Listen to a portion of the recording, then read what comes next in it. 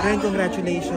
Maraming blessings. Tuloy-tuloy. How do you feel about it? I'm so happy. And nagulat ako na na-renew nila yung contract. So I'm so excited kung ano pa yung mga pwede namin gawin this year. So yeah, and I'm grateful. I'm thankful na blessed tayo this year.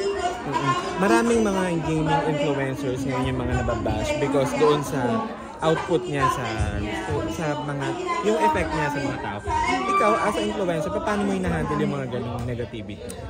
Ako kasi, ako ang fully aware. I'm fully aware na marami talagang negative na masasabi yung mga tao because we all know naman, diba, na hindi naman talaga maganda ang tingin ng karamihan pagdating sa casino, online games, dahil hindi lahat makaka-handle ng tama.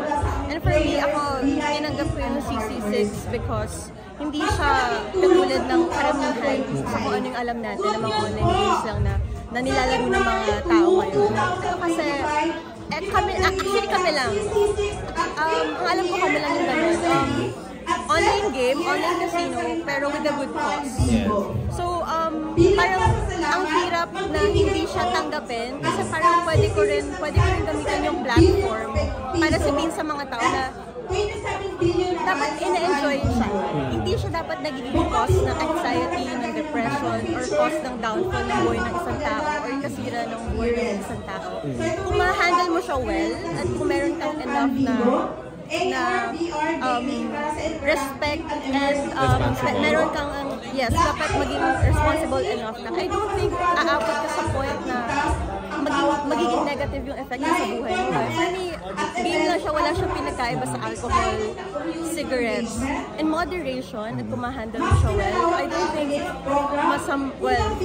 iba-iba tayo ng opinion and pinagalang ko yung opinion ng lahat. Nabash ka na ba? Hindi. Hindi. Surprisingly, since nag-start ako ng CC6, the whole year, last year, may isang bashing na. Yes, kasi hindi rin kami vocal online kahit i-check niyo yung mga posts na as in sobrang hardcore makikait na maglaro kayo, download this, download that, dito kayo ng money or whatsoever. Parang more on outrage programs, ang dami namin tinutulungan every month. Yun yung pinopost namin.